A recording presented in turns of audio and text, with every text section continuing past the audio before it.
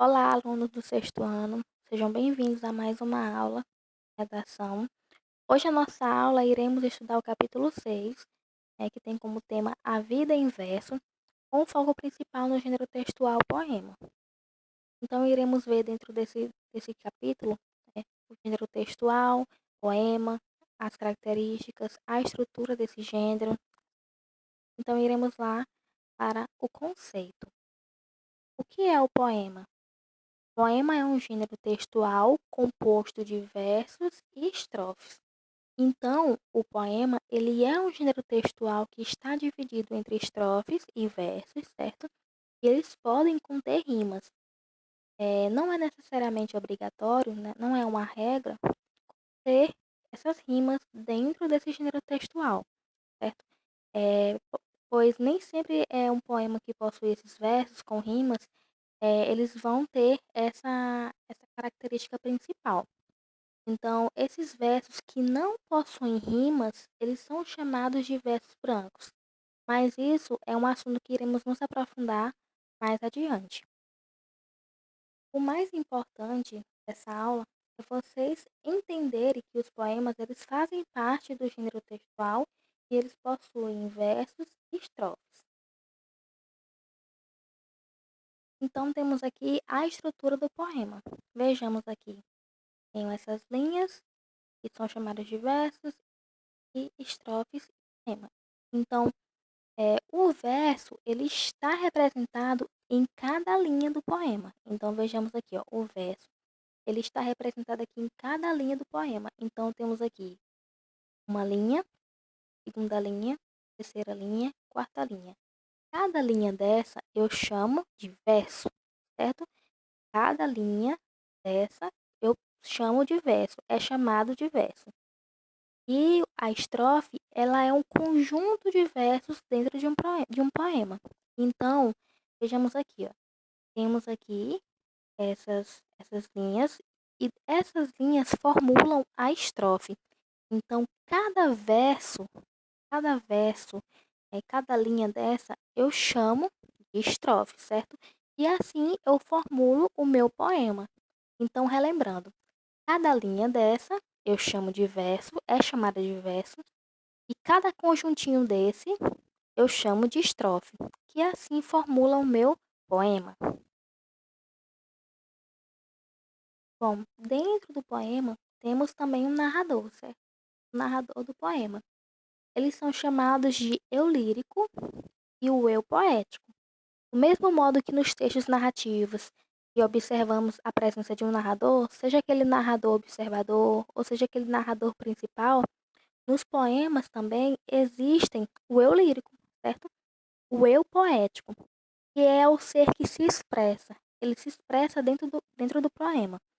E também é como um narrador. Então, o eu lírico aí, ele é chamado também dentro do poema de narrador, certo? Mas não utilizamos o nome narrador, utilizamos o termo eu lírico ou o eu poético.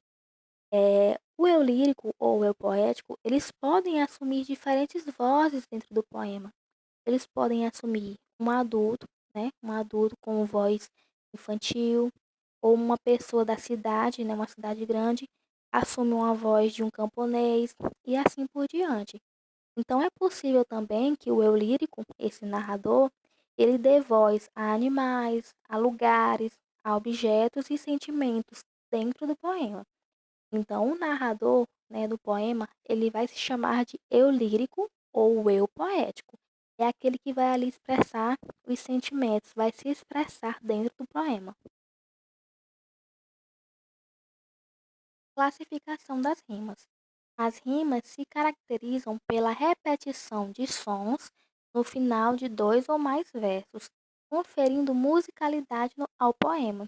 Então, dentro do poema, vai existir palavras que terão sons iguais, certo?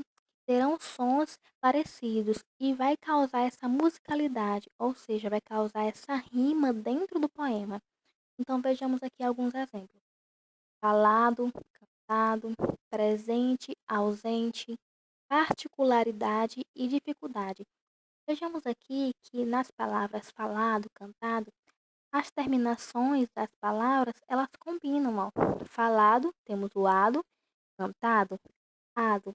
Então, essas palavras aqui terminadas com a mesma estrutura, elas formam a musicalidade dentro do poema. Elas formam as rimas dentro do poema.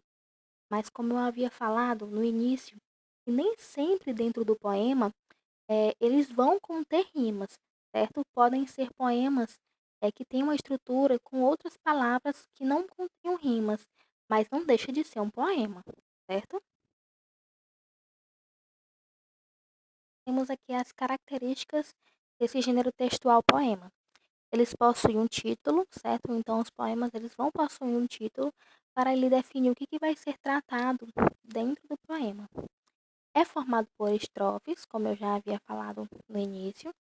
As estrofes são aqueles conjuntos de versos, eles são formados por versos. Então, as estrofes, que são um conjunto, são formados por versos. Os versos são cada linha do poema, certo? E são formados por um conjunto de estrofes. E eles podem ter rimas. Então, como eu expliquei agora há pouco, os poemas eles podem ter rimas, né? Aquelas palavrinhas que têm aquelas terminações parecidas, causam uma musicalidade dentro do poema. Mas, como eu já havia falado, nem todo poema vai haver essas rimas, certo? E não deixa de ser um poema. Então, vamos aqui ver um exemplo de poema. Temos aqui A Porta, de Vinícius de Moraes. Sou feita de madeira, madeira, matéria morta. Não há nada no mundo mais viva que uma porta. Eu abro devagarinho para passar o menininho. Eu abro bem com cuidado para passar o namorado. Eu abro bem tantanzeira para passar a cozinheira. Eu abro de supetão para passar o capitão. Eu fecho a frente da casa, fecho a frente do quartel. Eu fecho tudo no mundo, só vivo aberta no céu. Então, vocês puderam observar que há uma musicalidade dentro desse poema de Vinícius de Moraes, né? Vocês percebem as rimas e as palavras se formam ao longo de cada linha, de cada verso, cada estrofe. Então, vejamos aqui.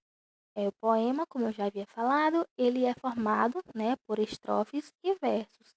Versos são cada linha do poema, certo? E estrofes é cada conjuntinho desse, que se faz a formulação de um poema. Então vejamos aqui, ó, quando ele diz: Eu abro devagarinho para passar o menininho.